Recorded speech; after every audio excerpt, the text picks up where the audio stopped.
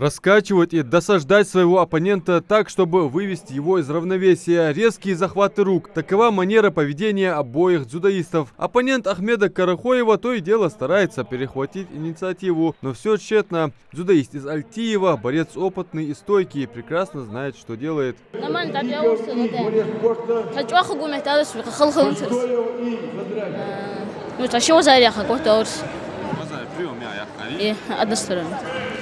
Тренеру отваляться, установки не режем, может болт тренеру.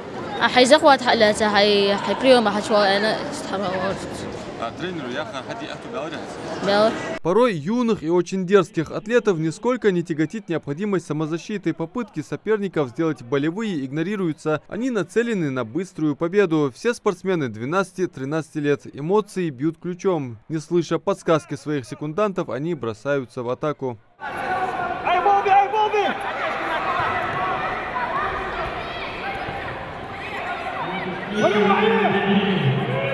Основу дзюдо составляют броски, болевые приемы, удержания и удушения, как в стойке, так и в партере. Соответственно, этот вид борьбы больше требует технических навыков от спортсмена, чем физической подготовки. У 13-летнего дзюдоиста из Плиева с этим все в порядке. Он уже выиграл свой первый поединок.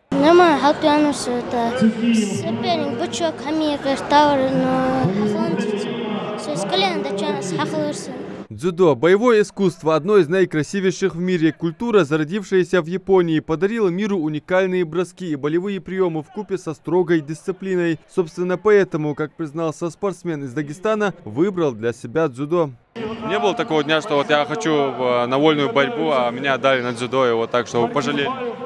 Нет, не было. А чем привлекло вас дзюдо?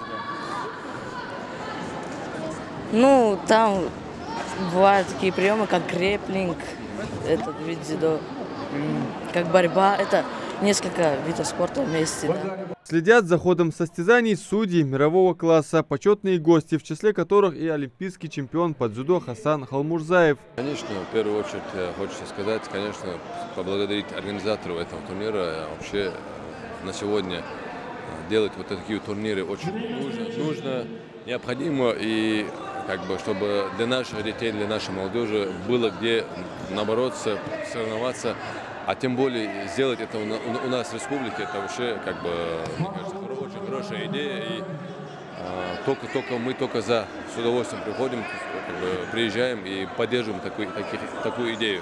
Открытый межрегиональный турнир по дзюдо среди юношей на Кубок главы Ингушетии собрал во Дворце спорта имени Берда Евлоева порядка 200 дзюдоистов из субъектов СКФО. Состязаются в 10 весовых категориях. У нас сегодня в 10 часов стартовал открытый Кубок главы по дзюдо среди юношей 2009-2010 годов рождения.